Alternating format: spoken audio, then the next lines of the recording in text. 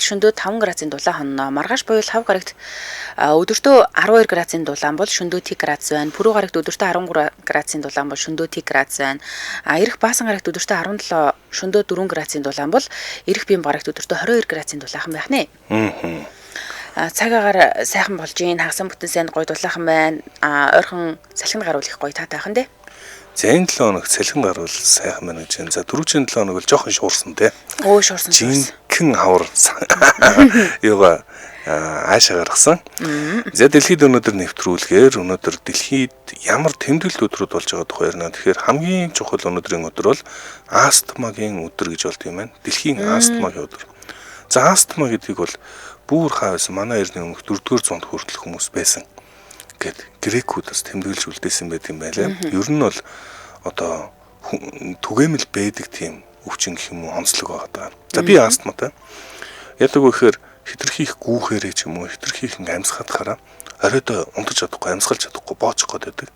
За тэгэхээр астматай хүмүүсийн тухай мэдчих хат ерөөсөө илүүддэггүй. За ялангуяа одоо ийм газраас суурин газраас хол байгаа хүмүүс астматай астма нь хөдлөл маш аюултай байдаг, боочих гээд байдаг. За тэгэхээр мэдчих хат илүүдэхгүй нэг зүйл бол би зүгээр хувийнхаа л одоо өөрийнхөө туршлага хэлж байгаа. Саль бутамол гэж цацлаг байдаг. За тэгэхээр астма гэхээр яг энэ хоолойны энэ хэсгээр нэг юм боочдаг ингээ хавдчдаг юм шиг амьсгал орж гардаг хэсгээр нь. За ингээд хавдчингууд амьсгалахад айгүй хүнд болно. Тэгэхээр оройдоо унтахж ялангуяа хөвтөхөд боочих магадaltaй тийм аюултай. Бас ер нь нэлийн завууртай тийм маягийн хүчтэй. Сайн амьсгалж чадахгүй нэг гэдэг чинь хэцүү л дээ.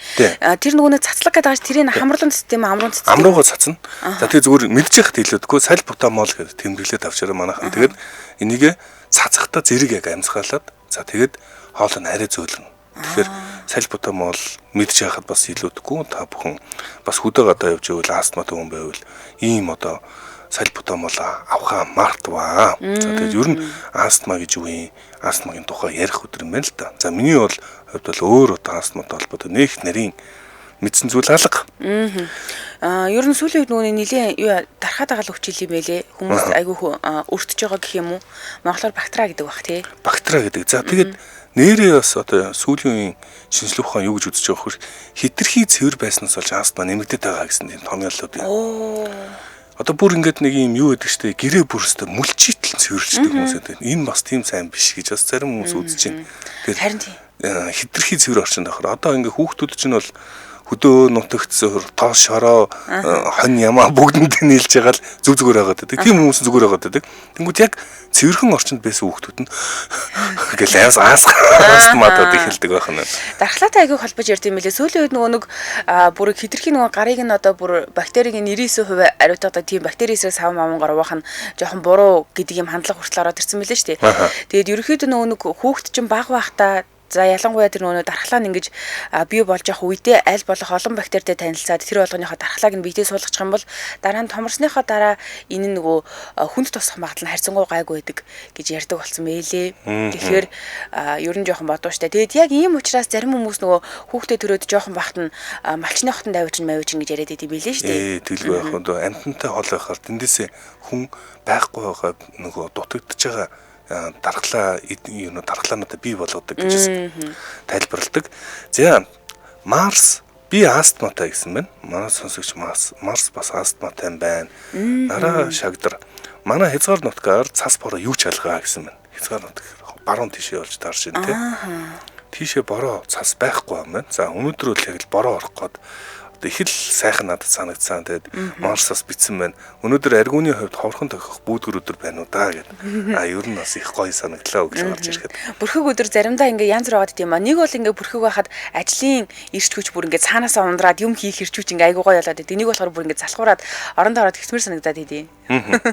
За өөр бас өнөөдөр болж байгаа дэлхийн өдөр бол хүүхдийн сэтгэл гутралын эсрэг өдөр гэж болж байгаа. Чухал өдөр юм байна да. За бид би ч одоо эцэг ихээ. Тэгээд манай хүү зүгээр эргээ бодохоор зүгээр айгу ухаантай л юм аа л гэж би бодож байгаа.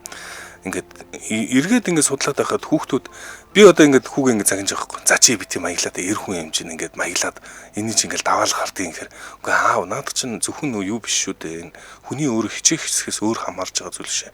Энэ чинь цэвэр нөгөө юуны асуудал. гормонуудын тэнцвэрийн асуудал. За ингээд гормоны тэнцвэр алдагдчихаараа хүн ингээд ад жаргал амьдралаас ад жаргал мэдрэхээ болчдөг. Ингээд ялангуяа сүүлд хүүхдүүдийн одоо юм сэтгэл готрол их нэмэгдээд байгаа юм.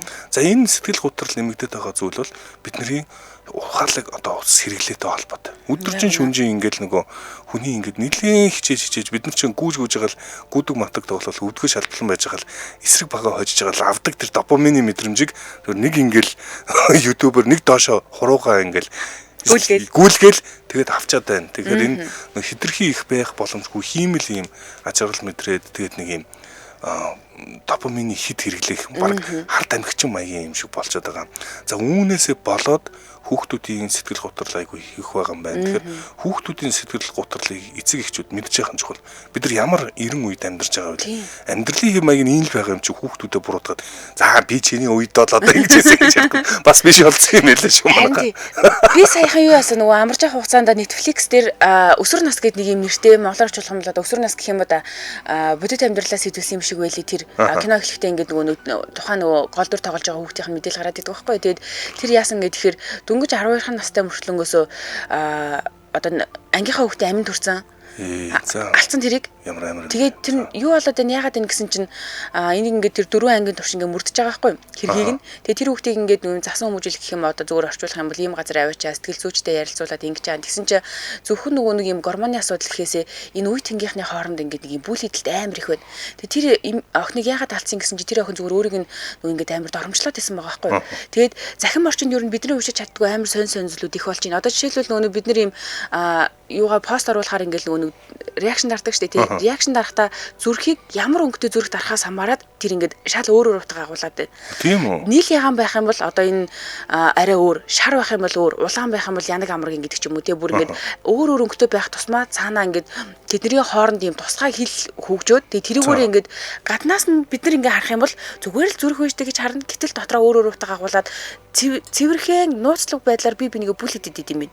Бүл хийдэд. За бид нар ч одоо бидний үед л одоо муудалцуул ч юм уу задалтаад баг юм уу тэгэл учраа олцдог байсан бол одоо үед бол юм далдуур нийлж ягаад их сонь аргаар сүүлийн үед ингээд дургуун үнэ гадуурхах дэрлэгэх тийм үзэгдэл бас зөрөөд бий болж байгаа юм шиг үлээ. Уг нэг үед бол яаж ч удсан чулуугаар байлддаг үеэс тэгэлээ.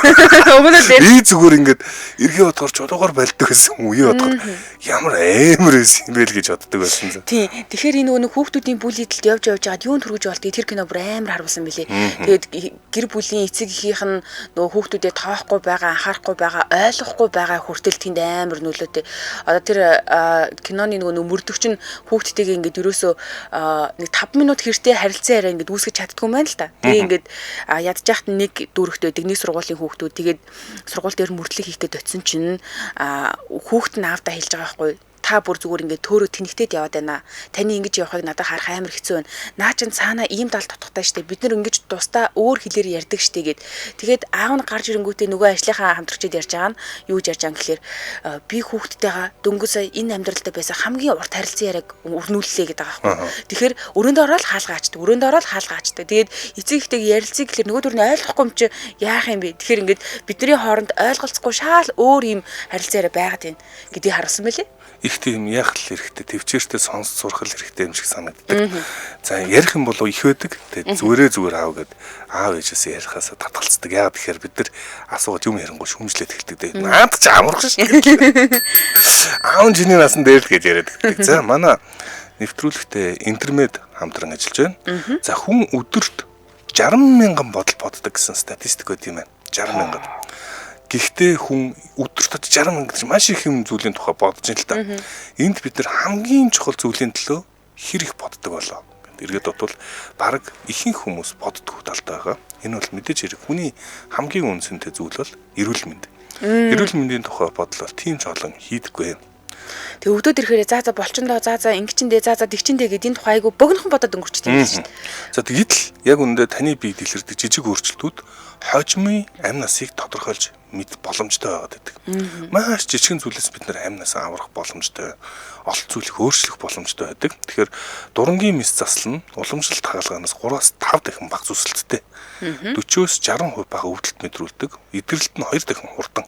Тэгэхээр интермед эмнэлэг дурангийн мэс заслын чиглэлээр олон мянган амжилттай хагалгаа хийжсэн туршлагатай шүү. За интермед эмнэлэгт ямар хагалгаанууд хийгдэж байгаа гэхээр улаан хоолой, ходоод бүдүүн гэдээс уушиг, хөөх голтын эрхтэн, элэг цус нойр булчирхай, дотоод шүүрлийн булчирхай, за мөн бөөр шээсний зам, чих хамар хоолой, толгой хүзүү, яс зөөлөд, эмэгтэйчүүдийн мэс засал, гэмтэл цогогийн мэс засал гэх мэтчлийн тусламж үйлчлэгийг үзүүлж ажиллаж байгаа юм билээ. За тэгээд дээрэс нь нэг дуулахад гоё мэдээ гэх юм бол улсын болон хувийн эрүүл мэндийн даатгалын хөнгөлөлттэй байдгаа гэдгээрээ том давуу талтай. Энэ хөнгөлөлт бол зөвхөн үнэхээр хэрэг болт юм билээ. Сая би дурангийн хаалганд орсон чинь миний дурангийн хаалга 3 сая 800 мянган төгрөгийн хаалга байсан байхгүй юу? Тэгээд тэрнээс би ингээд хөнгөлүүлээд ерөөсөө л 400 мянган төгрөг хүчлүүдээ төлсөн. Үнэхээр хэрэгтэй юм билээ. За тэгээд хавдартай өвчтөн бүрт ижил хэмжлэгээ тохирдоггүй.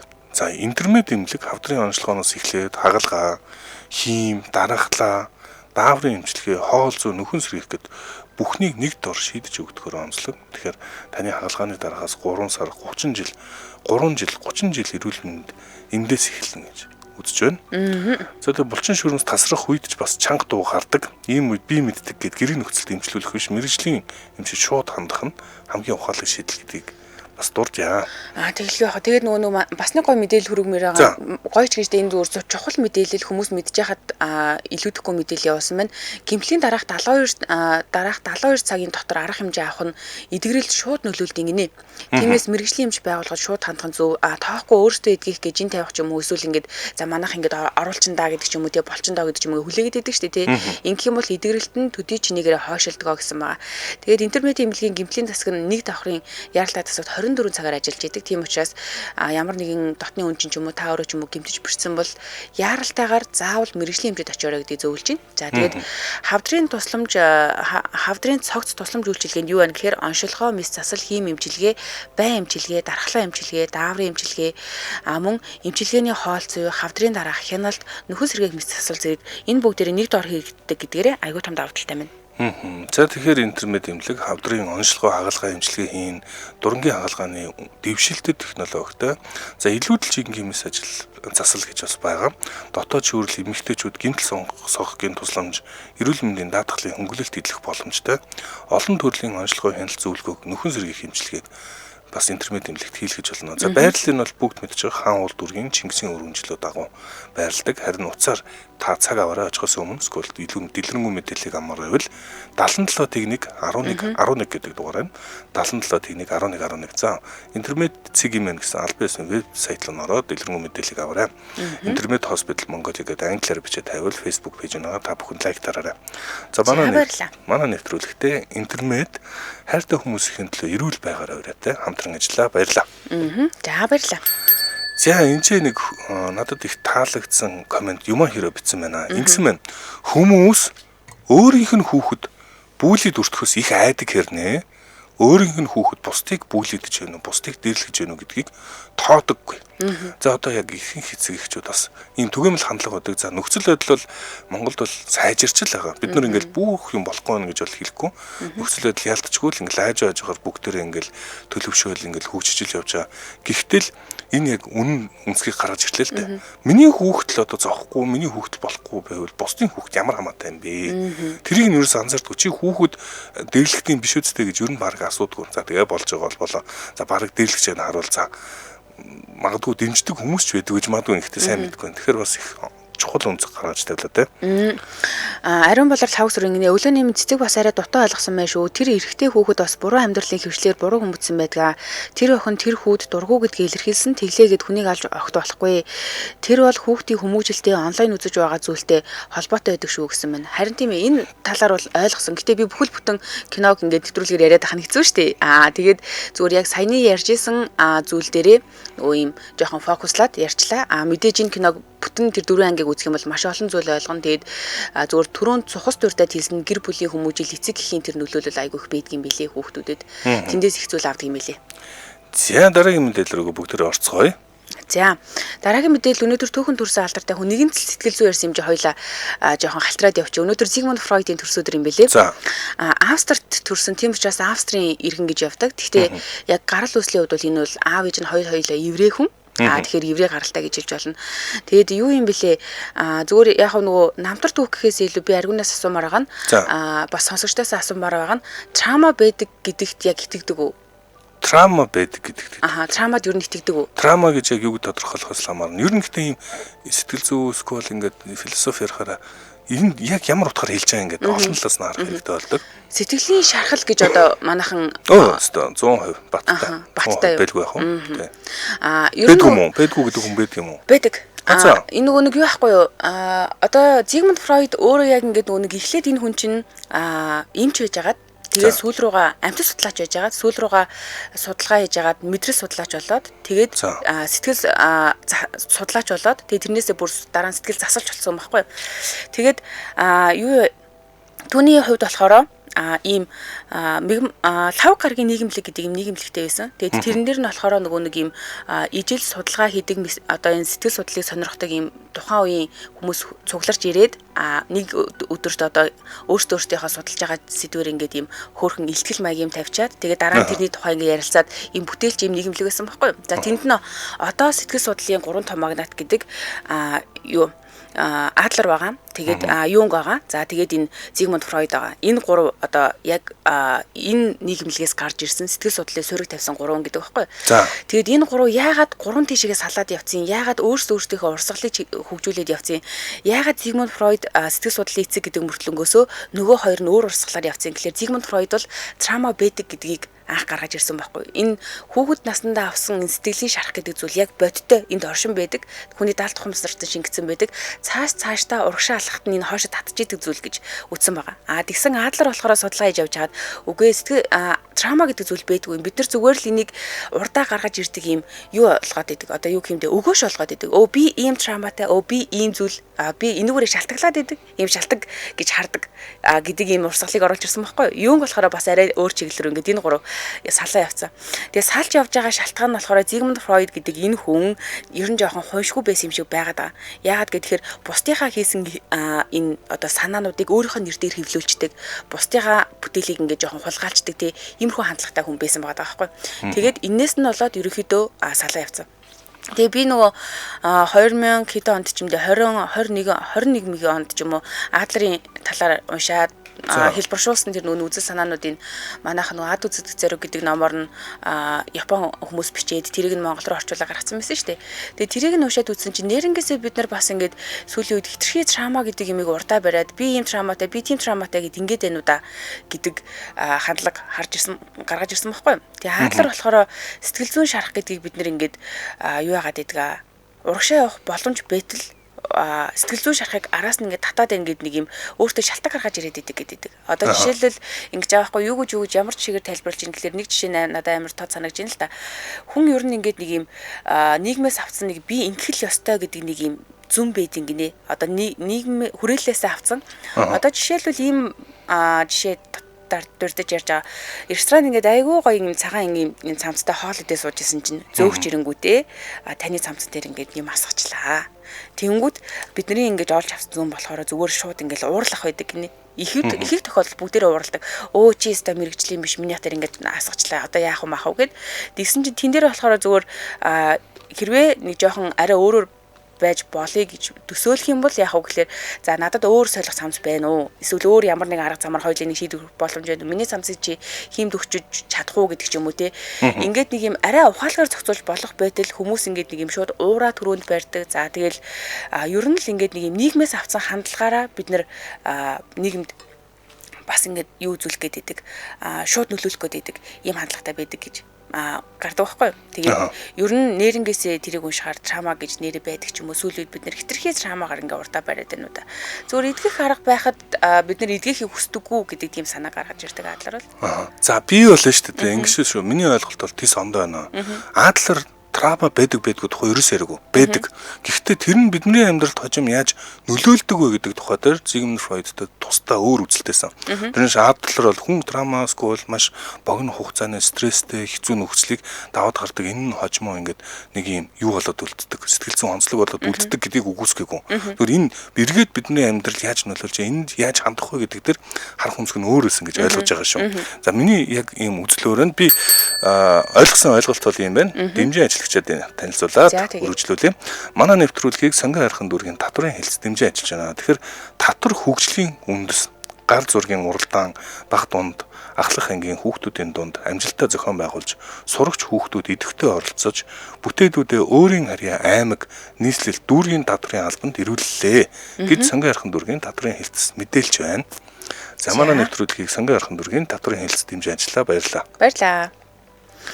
Яг нөгөө Адлер тэр хоёрын салаад явсан байгаа шалтгаан би зүгээр уншихтаа энэ хувь хүмүүсийн хоорондын тэр нөгөө жоохон эготой холбоотой гэж юу яасан байгаа байхгүй юу? Битсэн мөлий. Энэ хүмүүс том эготой тэгээ багталцаагүй гэсэн. Багталцаагүй. Тэгээд ийш тийшээгээ нөгөө өөр чиглэлээр явцсан. Тэгээд дээрэс нь манай өнөөдөр төрсэн Зигмунд Фройд бас жоохон юу байсан юм шиг байгаа. Жоохон онцгой зан характертай хүн байсан юм шиг байгаа.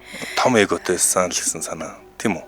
Тийм, том эготой. Гэтэ том эготой гэдэг нь мэдгүй тустай ойлголт байж магадгүй хин нэгнийхээ бүтээлийн санааг ингээ хулгайлаад тэрийг ном болгож гаргаад ах нь бол эготой нэг амар холбоотой ч юм уу ер нь жоохон нэг тийм сонирхол санагцсан. Маш чухал одоо сэдвийг бас гаргаж ирж байгаа цэцэг.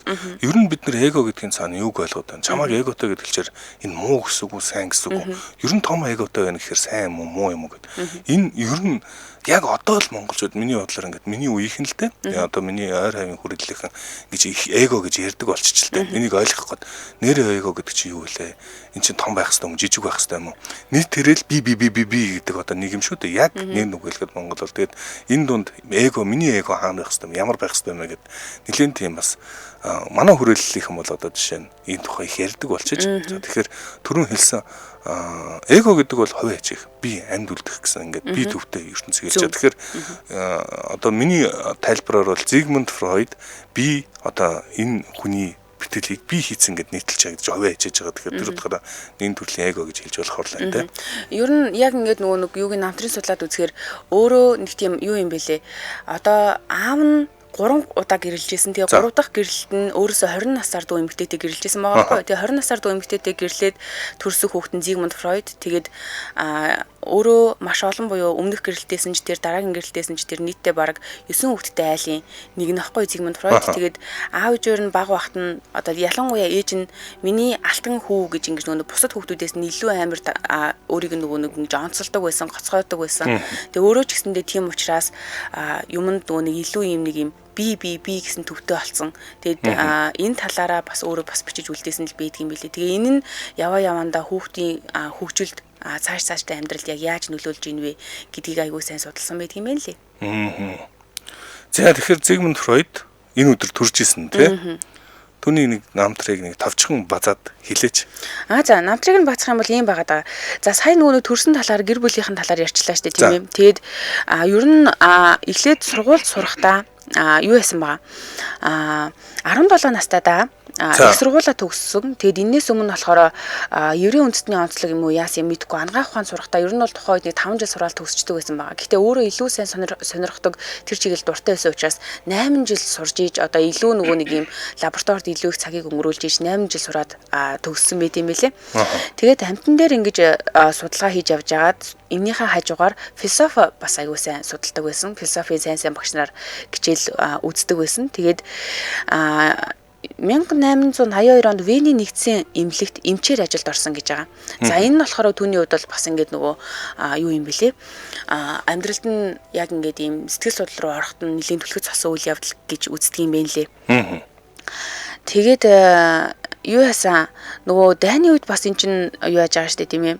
Амьдарч байгаа. Тэгээд энэ үед нөгөө хүмүүсийн сэтгэл зүйн байр байдлыг ажиллаж маш их юм битсэн байдгийм байна лээ. Тэгээд юунууд нь гэх юм бол одоо жишээлбэл нөгөө би түрүүн хүмүүсийн хамт байгаа хүмүүсийнхаа нөгөө юуг нь бүтээлүүдийг нь өөрийн санаагаараа илэрхийлждэг байсан гэдэг байгаа шүү дээ. Энэ дэр болохоор Майкл Флайс гэдэг ийм хүн яригдтiin байлээ. Тэгээ энэ хэд ингэж нэлээд ийм юу байжгаад хамтарч бүтээл Вильгельм Флайс шүү. Тийм Вильгельм Флайс нэг санаа гаргаж ирснийг нь гэхдээ энэ бол гаргаж ирсэн санаа нөгөө нэг псевдо буюу хуурмаг шинжлэх ухаан гэж ярьдаг шүү дээ. Хуурмаг шинжлэх ухаан байсан л та. Гэхдээ түүний нөгөө нэг энэ санааг нь жоохон хулгайлаад дараа ном болгоод гаргацсан байсан ийм жишээл байна лээ. Тэгээ ер нь бол юу Зигмунд Фройд Фридрих Ницшегээс бас нэлээх уншиж бүтээлийн юу яадаг байсан юм бэлээ. Одоо санаа авдаг байсан билээ. Хинээсээ? Ницшегээс. Ницшегээс. Тэгээд ер нь бол түүний хувьд гэдэг юм бол одоо бид нар мэдж байгаагаар нөгөө ид эго супер эго гэдэг зүйлийг тодорхойлж гаргаж ирсэн. Тэгээ бас зүүдний тайлал гэдэг зүйл нь маш чухал нөлөөтэй байдгаа гэж ярьдаг шүү дээ, тийм ээ. Тэгээд зүүд хүний даалт ухамсарт нөлөөлөө тэр зүүдээр нь дамжуулж яаж тухайн хүний даалт ухамсарт юу болоод байгааг нь тайлах вэ гэдэг энэ аргыг бас айгүй сайн судалж гаргаж ирсэн. Ер нь бол психоанализ буюу те энэ нөгөө сэтгэл судлал гэдэг байгаа энэ салбарыг суурийг нь тавьсан хүн гэж үздэг л тийм. Тийм байлээ. За, ийм байна да. За, маргааш миний төрсөн өдөр шүү намайг мэдэг байхад минь хүргэж surprise бариарай гэж байна. За, сонсогчдын холбооны дарга. За. Харцнаас нь мэдэгдэж байна эго өндөртэй хүн гэдэг нь гэж. За, Зигмунд Фройдыг хэлсэн байна. За, Рад Соломон grandiose, narcissist гэж эмгэг байдаг. Тэр нь айлын хинц хүүхэд ганц амь охин эднэрийг дээдэлж өсгөөд тийм язгуурт маш ажилтдаг эмгэг гэдэг юм. Би ч одоо нарциссист байсан шүү дээ. Одоо болцсон ч гэж бол сайн мэдгүй. Гэхдээ нарциссизмтайгаа бол байнга тэмцэжлээ л да. Тэгээд манай ойр хавийнхан манай хүү хүртэл надад хэлдэг. Та нарциссист байсан гэхдээ гайгүй болж байгаа гэд. Тэгээд би ч нөө айлын ганц хүү байсан. Тэгээд намайг ч одоо охтуудын ихч дүүнэрийн хажууд та нарын дүүгээ битгий дүүгээ ингээл манай авч нөө ганц хүүгээл унж дуусаад байдаг. Тэр нь ч надад нэмэр болохгүй манай ихч дүүнэр чинь аваа зүгээр нийлж байгаа л бүлэдэж. Нэг ч амар бүлэддэг байсан л та. Гэхдээ ер нь яг нарциссизм гэдэг зүгээр ингээ харахаар хүмүүс нарциссист байна гэдгийг ингээд өөрийг нарциссист гэж хэлжүүл хэмзэглээд хүлээж аваад байдаг. Гэхдээ бид нар Монгол даяар нарциссизм гэх юм уу миний зүгээр ойлгож байгаа шүү. Нарциссизм гэдэг одоо энэ эмгэгт нийтээрээ нэлээд түгээмэл болсон. Хүн амын талаас их хөөн баг нарциссист болсон. Ийм нийгэмд байж байгаа. Тэгээд тэр нь одоо ингээд улам бидний ингээд одоо амьдарч байгаа нийгмийн өртгийг өндөр болгоод байдаг. Зүгээр ингээл гудамжаар яваасгүй машин бариад явхад л ерөөсөө ингээл стресстэй байдаг энэ токсик байдлыг одоо нийгэмдээ бид нар бий болгож байна. Тэгээд хажуугаар энэ одоо өвчнөө гэх юм уу одоо энийг ойлгоод тэрнтэйгээ тэмцээд ер нь бол нарциссист байна гэдэг чинь бол би бусдаас илүү миний л хийж байгаа мундаг гэл өөрийгөө байгаа хэмжээнээсээ дүүлгэх л үзэн шүү дээ. Гэхдээ энэ эргээд яг үнэндээ нөгөө хүндээ бас сөрөг байгаад байдаг. Мэдээж ирэх хүн хүндэд нь харьцаж байгаа өөрт нь айгу сөрөг байгаад байдаг те. Энэ чинь өөрөөх нэгдүгээр бүтээмжинд нь амьдралын чанарт нь нөлөөлнө. Найз нөхдөд нь түүнийг түлхэх нь мэдээж ирэх хин л одоо би гэдэг байгаа хүмүүсийг найз нөхдөөрөө байлгах. Дээрэс нь ингээд одоо яг өөрийгөө энэс мундаг гэд бодсон badд адил ийм байгаагаа байн мэдрэх хурамч ийм том эготой явах хар чинь өвдөлт их мэдэрдэг. За энэ өвдөлтөөс болоод их тийм яадаг баг. Стресстэй депрессэн амархан орчих гээд байдаг нэг тийм талтай тий. Гэхдээ эгоны хувьд болохоор би хүн болгоог нь бол эготой байх нь зөв гэж үздэг байхгүй юу? Эго яагаад муухай юм? Яагаад болохгүй юм? Ер нь бол эготой байж ич энэ одоо нөгөө нэг урагшаа алхах энэ эго гэдэг зүйлийг нэрээ нөгөө юм тулгуур болгож ашигладаг гэдэг энэ санааг Адлер гаргаж ирсэн бэлээ. Тэгээд хөгжих боломж гэх юм уу тий. Тэгээд тодорхой хэмжээнд байж болно. Гэхдээ энэ нөгөө бусдыг хохирох хэмжээнд байх юм бол надад нэг жоохон онцгой санагдаад байдیں۔ Бусдад хор хүргэх. Хоёрдугаарт нарциссист хүмүүсээс өөрсдөө хохироогод байдаг гэж хэлж болно л доо. Байхгүй хэмжээнд ер нь бол эго том байх, жижиг байх нэг асуудал.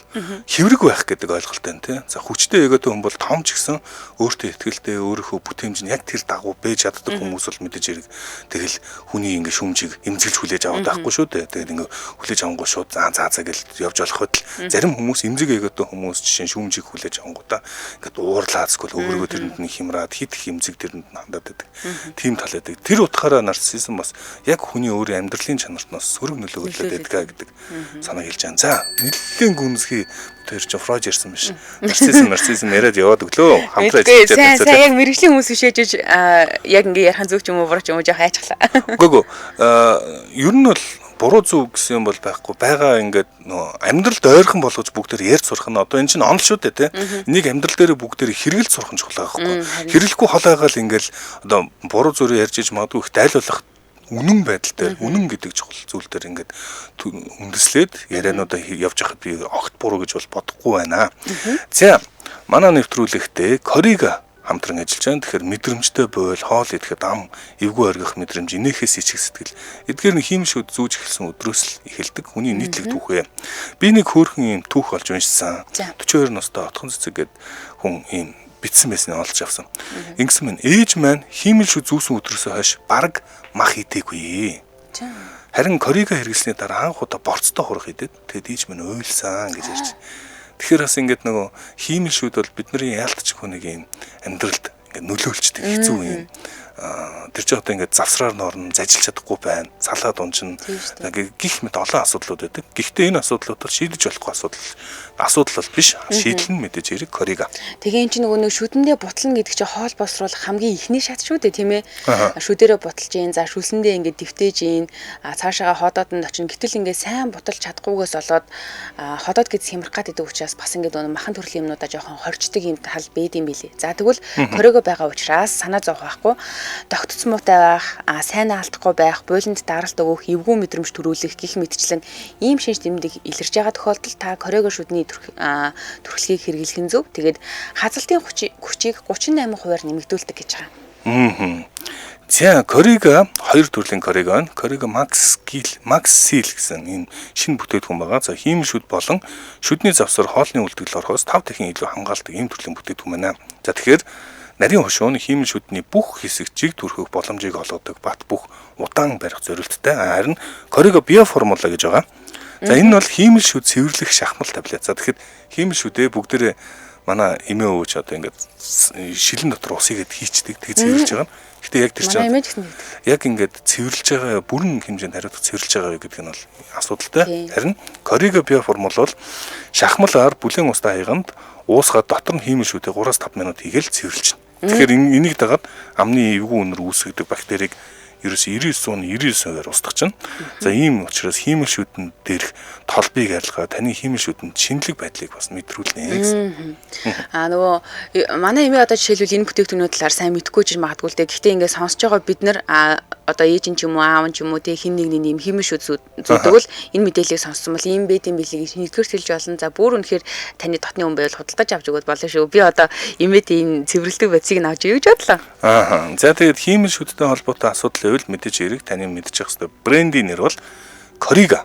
За тэгэхээр шүдний тагна гэдэг та бүхэн фэйсбүүкээс хайвал албасны фэйсбүүк пэйж нэгээ лайк дараарай. Харин корригаг бүх юмын сонгуулиор худалдаалж байгаа. Ийм арт номингийн сүлжээ дэлгүүрээр бас зарагдаж байгаа шүү. Хиймэл шүдтэй хоол идэхэд хүндрэлтэй байна уу? Одоо тэгвэл хялбар болсон. Коррига манай нэвтрүүлэгтээ хамтран ажиллаа. Баярлалаа. Баярлалаа. За энд ингэсэн байна. За Rocky Aude гэдэг нөхөр энэ их эготой нөхөр байна. За эрхэм ноёд хадагтай эсвэл хадагтай тань мөнгө зээлэх шаардлагатай бол над руу нууцаар бичээрэй. Манай комент хэсгийг самарч өгч байна. Юу их мөнгө. Мөнгөтэй чинь дэндээ юм. Бас ядаад энэ да тий. За бас гайхуулж идэм юм аа. Гайхуулж идэг буян шүү. Хүн болгон л реплай хийгээд байна штэ. За дараагийн бодлогоо бүгдээр орцгоё. За өнөөдөр 5 сарын 6-нд дэлхийд дахинд ямар сонирхолтой үйл явдлууд болсон бэ? Би ингээд 4 үйл явдлыг сонгож аваад тэгээд тэднээсийг ярих гэж товчхон танилцуулъя гэж бодлоо. 2023 онд 3 дугаар Чарльз Камилия за ингээ хаан ширэн залгарсан 2 жилийн өмнө яг энэ өдөр хаан хатанд орсон. За ингээд Британий түүхэнд сүүлийн хэдэн жилийн бараг сүүлийн 100 гаруй жил одоо 100-д одоо ямар ч байсан анх удаа энэ хаантай болж байгаа. Дандаа одоо Элизабет хатан ч хамгийн удаа дээрээс хоёрт бичигддэг удаанараа тэгээд хамгийн удаан юм хатан хаанаар байсан хатантай байсан бол одоо ингээд Их Британи бол хаантай болсон өдөр юм байна. Эргээд хаантай. За тэгээд Чарльз руу бүгд эргээд орно. Өнөөдрийн яг хаан бол 3 дугаар Чарльз юм байна. За 2002 онд одоо Өмнөд Африкийн нэгэн одоо бизнесмен залуу SpaceX гэдэг компаниг үүсгэн байгуулж ирсэн өдөр юм байна. За Elon Musk SpaceX компани 5 сарын 6-нд 2002 онд байгуулж ирсэн байна. Тухайн үед өөрөө энэ түүхэ байн ярьдаг шүү дээ. Ер нь ингээд пуужинтай ангарахлуу нисмээр ийм үйл ажиллагаанд ормоор юм. Зөвлөлт холбоот улс Орслоо очиад уулзчихсан гэдэг янз янзаар ярьж байдаг. За тэгээд яар шиг би өөрөө компани байгууллаа гэд байгуулсан SpaceX. За тэгээд хэдхэн жилийн өмнө бол 10-15 жилийн өмнө бол за ингээд дахин ашиглагддаг пуужин хийнэ гэж ярил үлгэрийн ч юм уу одоо фантастик кино юм шиг бодогдох байлаа. Гэхдээ яг өнөөдрийн байдлаар өчигдөр саяхан одоо Elon Musk Starbase гэдэг бүр хотыг нэрлээд авцсан. Өөр тийм Starbase гэдэг хоттой дахиас мужид болсон байгаа. За ингээд алхам молхмоор яг ингээд одоо кинон дээр гардаг зүйлийг л амьдрал дээр бий болгоод байгаа. За энэ гайхамшигтай одоо үйл явдлуудыг бий болгож байгаа SpaceX гэдэг компани энэ өдөр байгуулагдчихсэн өдөр юм байна. За 2004 оны 5 сарын 6-нд Friends буюу найзууд цувралын сүүлийн анги цацагдж исэн юм байна. Сүүлийн анги. За Game of Thrones-ыг хамгийн оргил үед нь 10-аас 12 сая хүн үзсэн байт юм байна. Найзуудын сүүлийн одоо улирлын сүүлийн ангийг 52 сая хүн зэрэг үзсэн байт юм байна. За тэгээд одоо найзууд цуврал сүүлийн анги нь гараад 21 жил болсон байна гэхээр юу ёо за тэгэхээр энэ бас онцгой мөчөх мэдээж хэрэг найзууд гэдэг цуврал бол одоо олон хүмүүсийн ганцаардлыг гэх юм уу ингээд өөдөө гаргасан үнэхээр ингээд үеийг илэрхийлэх тийм кино цуврал болж хуурсан. Тэгээд найзуудыг мэдгүй хүмүүс бол ховоргах. Тэгээд би ийм асуулт асуумаар. Чи найзуудыг үзээгүй. Ядаж нэг нь үзээ. Зүгээр энд нөгөө нэг юм нөгөө дасан рил болох зэгсүүд нь яваад байдаг шүү хөжилтэй гэсүүд нь тэгээд үзчихвэл зүгээр юм байна да гэх. Зүгээр нөгөө 200 хэдэн ангитай хэрэл жоохон зэлгээд байдаг. Заавал бүгдийг үзэхэд хэсгээс нь үзэл тэгээд багаагаар байж байгаа хэлэхгүй. За тэгээд найзууд цувралын одоо дөрүүд байгаа шүү дээ. Дөрүүдийг хүн болгон би энтэй илүү адилхан байна. Нэг мэдрэл мутам шиг баахан сонин тийм онцгой дөрүүдийг гаргаж ирдэг. Би Рэйчелтэй илүү адилхан, би Фибитэй адилхан, би Жоуитэй адилхан гэж ярьдаг. За би одоо Чандлерхийн хоёрын Росс хоёрын дундуур л явах юм болов уу гэж бодож байна. За яг нэгийг сонгох гэвэл одоо бодвол Чандлер юм болоо таа л гэж бодож байна. За тэг гих мэдчихэн чи аль нэгийг одоо өөртөө би үзег болохоор яг бүрэн дүүрэн хэлж мэдэхгүй л байна л да. Гэтэ зүгээр энэ тэнд ингээд харагдаж байхад Рэйчлийн дүр надад аюу ойрхон санагдаад байдیں۔ За тэгэхээр манайхан комментор бас аль дүр нь өөртөө илүү ойрхон санагддаг вэ? Илэрхийлэх юм шиг санагддаг. Комментор бичвэл сонирхолтой байна. Гэтэ 20 жил өнгөрсөн гэхээр цаг хугацаа бүр амар хурдан өнгөрөөд байна тий. Би Чарльзыг чи саяхан л хаан ширээн цуусан байх гэж бодсон чи 2 жил өнгөрсөн юм байна. 2 жил өнгөрсөн байна. За тэгээд Чарльзтай холбоотой дахиад нэг эргээд орё. Түүхэнд 3 Чарльз байсан байна. 3 дугаар Чарльз шүү дээ тий. За 3 Чарльз байсан. 2 Чарльз нь царилтай холбоотой нэг мэдээлэл өгч юм л да. 1682 оны 5 сарын 6-нд HMS Gloucester гэдэг ийм онгоц живжсэн. За энэ дээр байсан одоо хүн хин живх эрсдэлтэй байсан гэхээр Джеймс гэдэг хүн байгаа л да. Джеймс бол Чарльз 2 дугаар Чарльзын дүүн. За 1 дугаар Чарльз бол эднүсийн аав. За 2 Чарльз энтэй холбоотой. Түүхэнд 3 Чарльз байсны 2-той холбоотой асуудал гэдэг нь энэ. За тэгээд Чарльз 2 дугаар Чарльз хаан ширээн цуугаад өөрөө хүүхдтэй болж үе залгамжлагчтай болж чадаагүй. Тийм учраас дүүдээ хаан ширээ олох нь тодорхойс. Джеймс гэдэг хүн.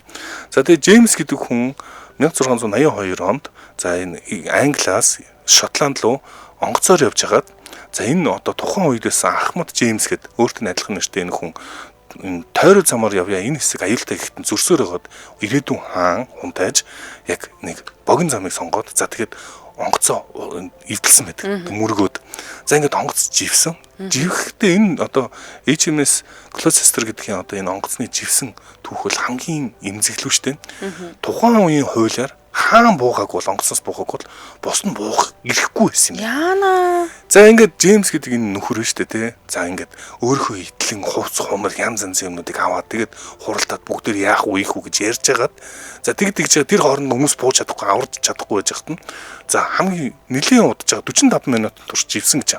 За ингээд цаг байсаар л Джеймс ингээд бахан байж хагаад өөрөө нэг буусан түүнээс нь хойш хамгийн багтаа 130 230 хүн энэ хооронд нас орсон гэж үздэг. Дандаа том одоо язгуурт ноёдууд ингээд тааныхаа юм шийдвэргүй байдал юм миний тэр яалаа гэдэг ингээд бандаа шайгаад яваад бүр хэцүү үстэй. Хүний амьд хүрчээс ийм харамсалтай юм үйл явдал болчихсон. За энэ түүхийг өөрчилж магадгүй цаг үе яасан гэж бас үздэг. Джеймс хаан яг тэгэхээр Джеймс хаан бол сүүлд нь огцорсон. Огцроод энэ нөгөө Английн протестант болон католик шашнуудын одоо урсгалуудын хоорондох мөргөлдөөнд энэний дараа илүү том юм хувьсгал болсон гэж үздэг. Джеймс хаан энэ нас орсон бол тийм хувьсгал болж магадгүй. Одоогийн ертөнц их өөр байж магадгүй шүү гэж ярьд юм байна. За энэ хүрээд манай өнөөдрийн дэлхийд өнөөдөр нэвтрүүлэг хүндрэлэх боллоо. Хайртай хүмүүс ихээ төлөө эрүүл байхаар аваарай. Интернет тэмдэг манай нэвтрүүлэгтээ хамтран ажиллаа. За мөн хиймэл шүдээ шүдтэй хоол идэхэд хүндрэлтэй байна уу? Одоо тэгвэл хэлбэр боллоо. Корига хамтран ажиллаа. Сонсогчдоо өргөжлүүлээд радио мэдээгээ хүлээн аваарай. 8 цаг 10 минутаас манай эфир та мэд хүн нэвтрүүлгээр үргэлжлэх болно. Баярлалаа зэги. Баярлалаа гүнэ.